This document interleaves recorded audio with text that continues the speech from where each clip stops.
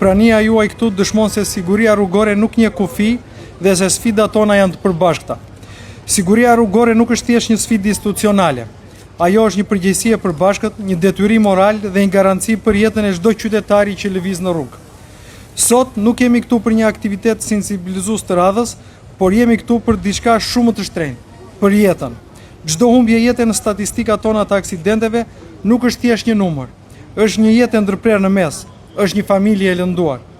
Drejtuesit e automjeteve, motomjeteve dhe këmbësorët duhet të ndërgjegjësohen dhe të zbatojnë me rigorozitet rregullat e qarkullimit rrugor, pasi rruga nuk është një pistë garash.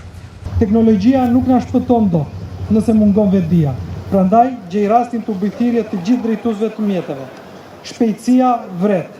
Mos nxitoni për të mbërritur disa minuta më parë, duke rrezikuar të mos mbërrini kurrë ose për të mbërritur të gjymtuar. Parakalimet e gabuar janë në lojë me jetën. Celularin në timon ju verbon për sekondat që mund të jenë fatale.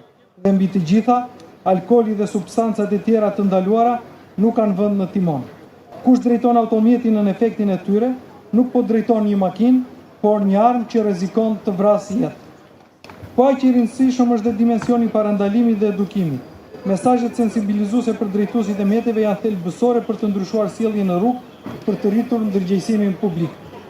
Një rol të veçantë në këtë proces ka bashkëpunimi me institucionet arsimore. Nxënësit dhe të rinj janë brezi që formson kulturën e ardhshme të qarkullimit rrugor. Ndaj edukimit tyre që në moshë të hershme është investimi më i rëndësishëm për një Shqipëri të sigurt.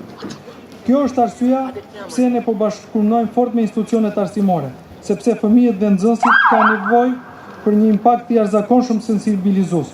Kur një fëmijë thot prindrit në makinë, vendos rripin, mos ec shpejt, mos fol në telefon, ai mesazh vlen më shumë se 10 gjoba të policisë rrugore. Ky aktivitet merr një rëndësi akoma më specifike sot, teksa jemi në kulmin e sezonit turistik dhe siguria rrugore ka një rëndësi të veçantë në mbarvajtjen e këtij sezoni.